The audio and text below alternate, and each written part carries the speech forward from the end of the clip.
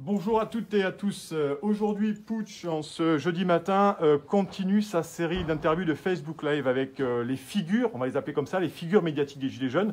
Aujourd'hui, nous avons le plaisir de recevoir Idir Ganès, que nous avions déjà reçu sur plusieurs lives, effectivement, au gré des manifestations, au gré des actes. Idir, bonjour.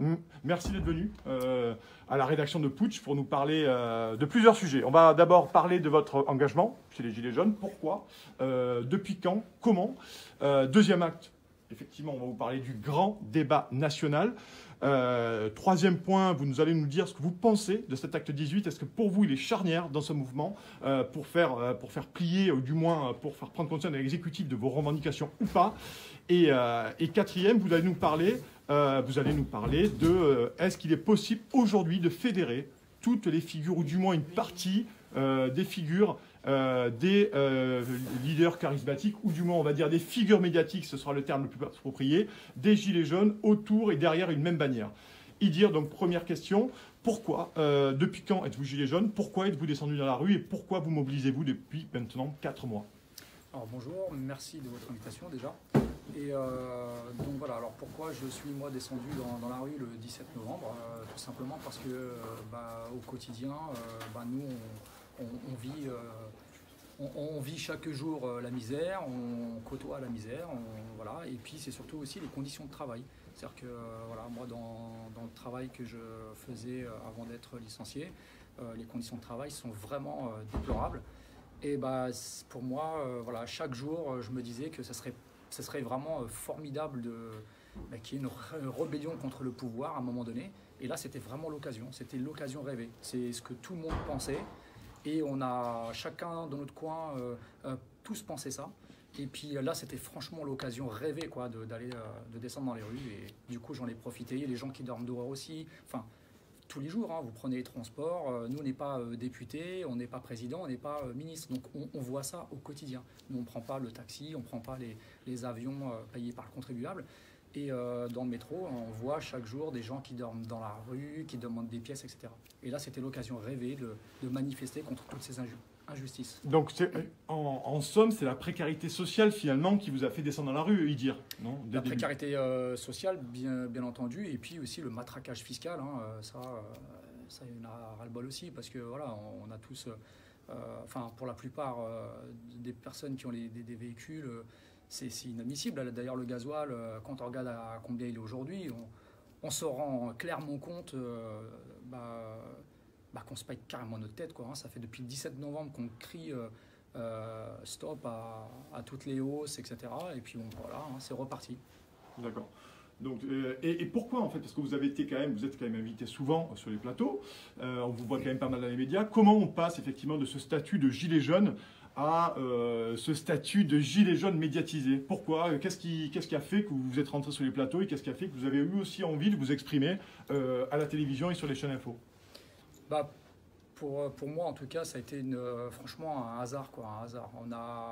Comme il n'y avait pas trop de manifestations gilets jaunes sur Paris, il y en a un qui a pris, j'ai plus son prénom en tête, je suis désolé, mais qui avait pris l'initiative justement de monter un groupe gilets jaunes sur Paris, auquel j'ai tout de suite adhéré en fait. Et il y a tous les VTC, gilets jaunes VTC qui sont venus nous rejoindre.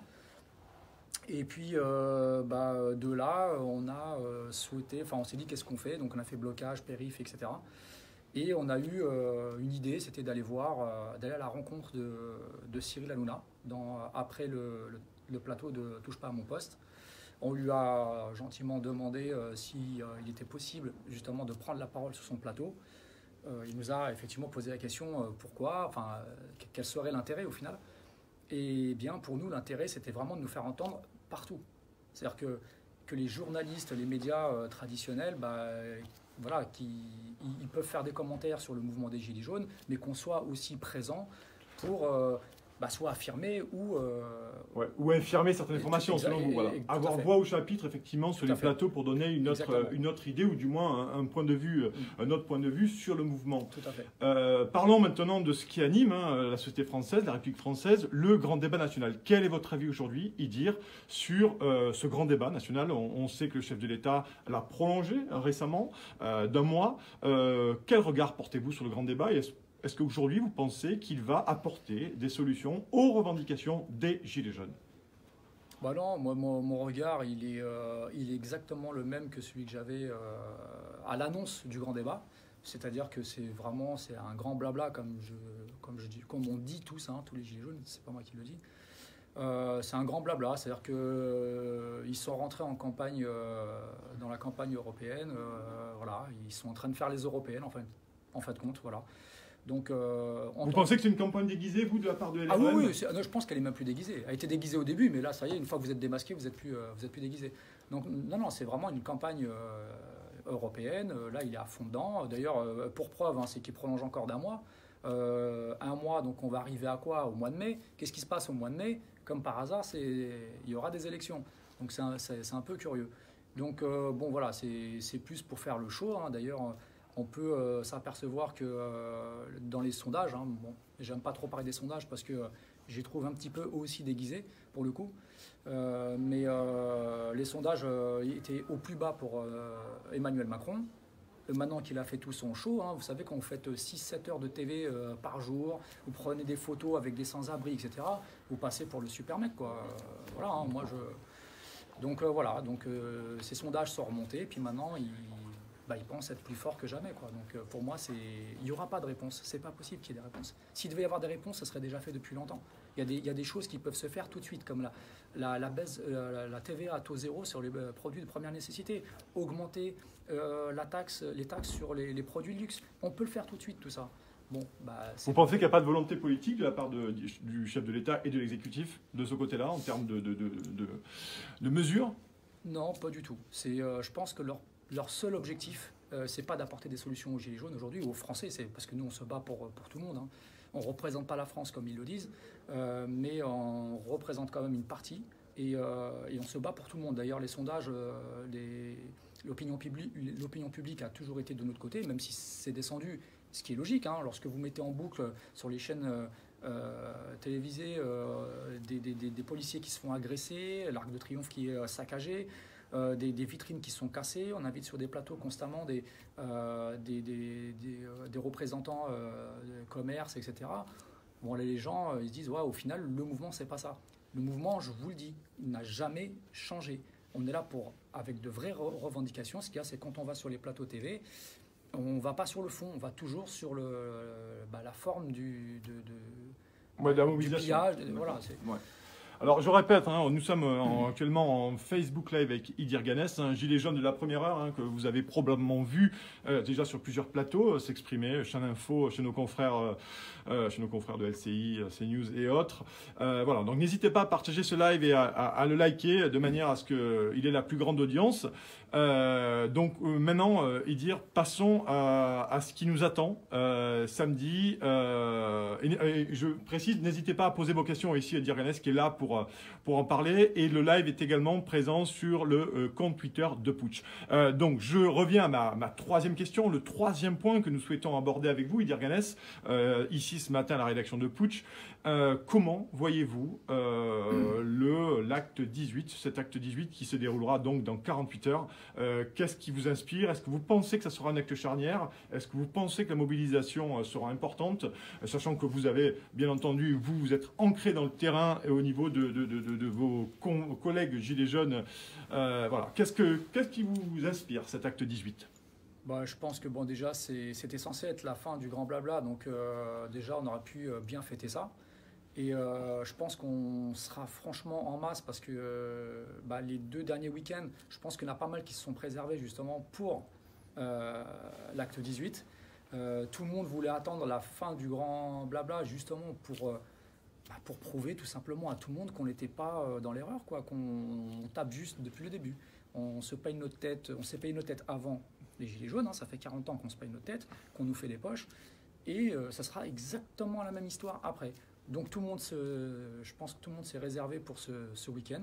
Je pense effectivement nous serons, en tout cas je l'espère, je fais un appel à tous les gilets jaunes. Venez tous. Il faut y aller, il faut leur montrer qu'on est toujours là. Ça fait 4 mois et durant 4 mois, il y a une telle mobilisation, c'est qu'il y a un réel problème. Et s'ils ne le comprennent pas, c'est qu'on ne pourra jamais leur faire comprendre. C'est pas possible. Donc il faut venir en masse, ça c'est sûr. Et j'y crois vraiment. Ben, pour rebondir après, c'est la déclaration de Aik Shahinian hier qui était dans nos locaux et qui a fait aussi son Facebook Live pour préparer et pour essayer de décrypter au mieux avec vous l'acte 18, le mouvement des Gilets jaunes. On rappelle qu'il rentre dans sa 4e semaine. Aik Shahinian hier a lancé un appel solennel chez nous, chez Putsch, pour effectivement qu'il y ait une espèce d'agrégat, de fédération de toutes les figures médiatiques des Gilets jaunes. Est-ce que vous pensez, Idir Ganez, que c'est souhaitable? Est-ce que c'est possible que samedi, par exemple, on puisse voir une délégation de toutes les figures que nous connaissons, Aik Shahinian, vous, Barnaba, Jean-François Barnaba, Maxime Nicole, alias Flyrider, Éric Drouet, Priscilla Ludowski, enfin, j'en oublie, bien entendu, mais est-ce que vous pensez que c'est souhaitable et est-ce que vous pensez que ce soit réalisable? Alors pour moi, c'est plus que souhaitable, je suis entièrement d'accord avec Aik. Et c'est complètement réalisable. Je veux dire, il y a un moment donné, il faut mettre ses rancœurs de côté. On se bat pour une cause qui est noble. Je veux dire, la base, que ce soit Aik, que ce soit Ingrid, que ce soit Éric Drouet, que ce soit Jérôme, tout le monde, Flyrider, on est tous descendus dans la rue pour la même cause. Si on entend parler chacun d'eux, après on peut dire il y a eu des dérives ou pas de dérives, moi je porte aucun jugement là-dessus, chacun s'exprime comme il le souhaite. Mais nous sommes tous dans la même mouvance en fait. On a envie que les choses changent dans notre pays et c'est ça qui nous unit.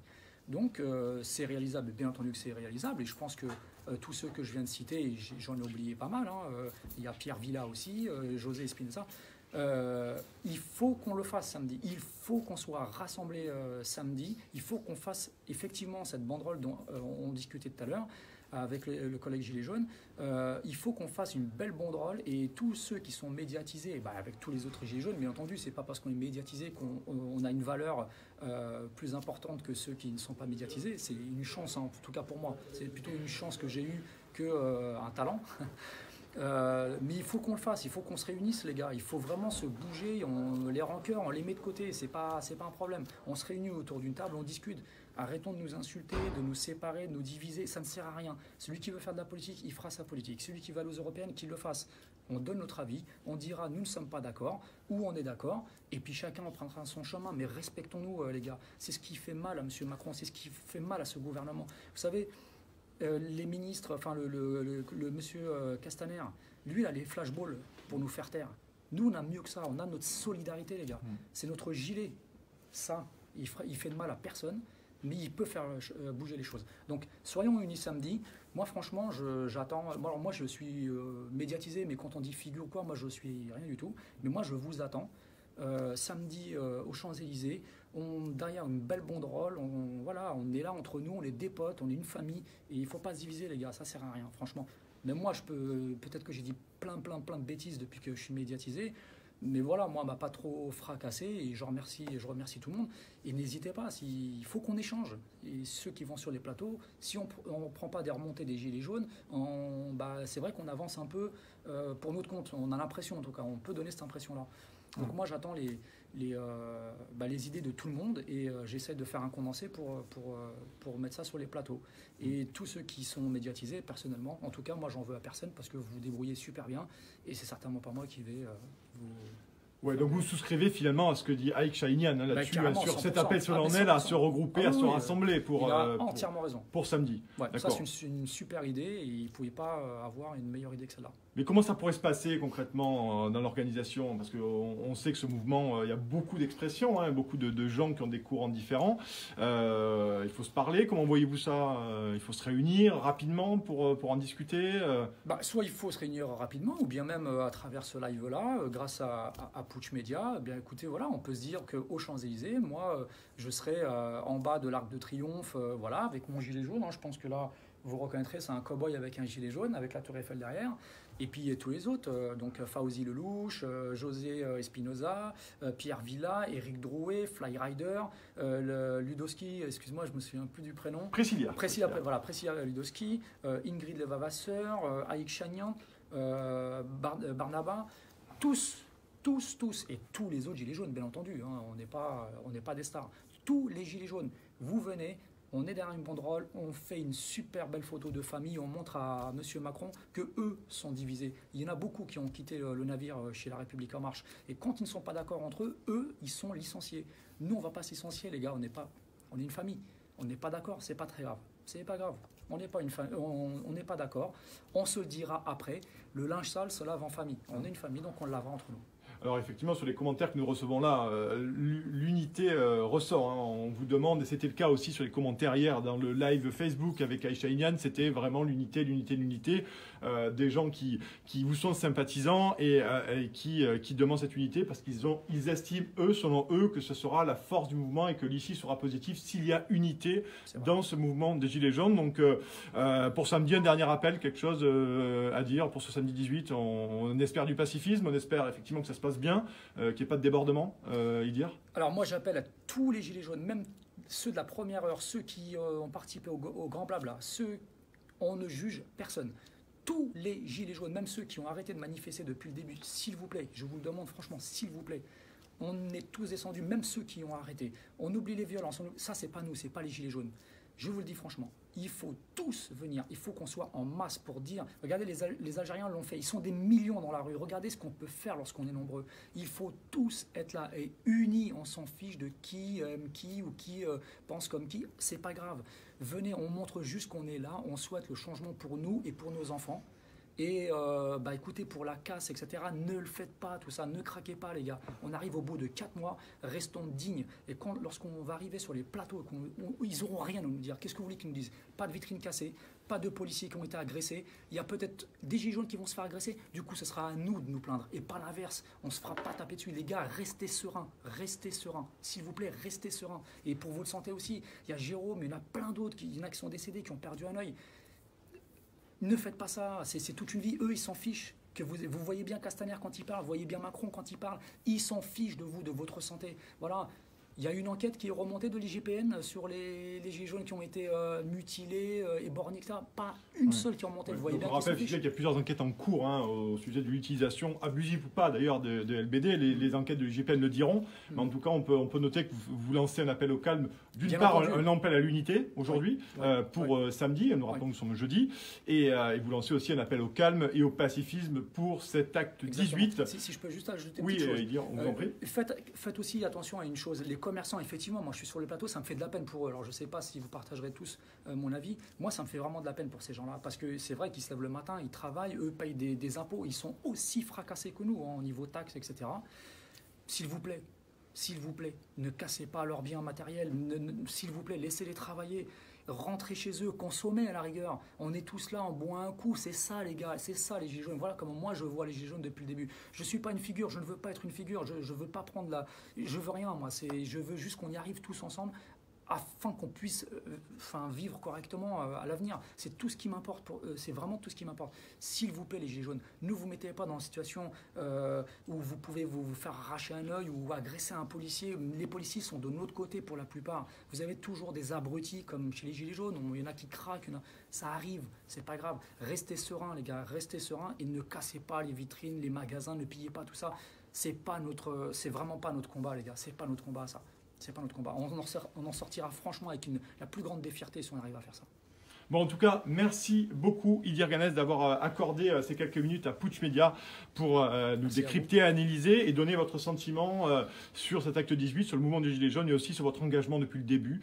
Voilà, donc n'hésitez pas à retrouver plus tard dans la journée, en fin de matinée, nous devrions recevoir Jérôme Rodriguez sur Semaine Facebook Live. Il nous parlera aussi de l'acte 18, de son engagement et de ce qui fait ce mouvement et son issue dans les prochaines semaines, espérée par les Gilets jaunes et on imagine aussi par l'exécutif. Merci beaucoup, n'hésitez pas à partager ce live et rendez-vous d'ici demi-heure pour l'interview de Jérôme Rodriguez en Facebook Live sur la page fan Facebook de Putsch.media. Merci beaucoup, à tout à l'heure.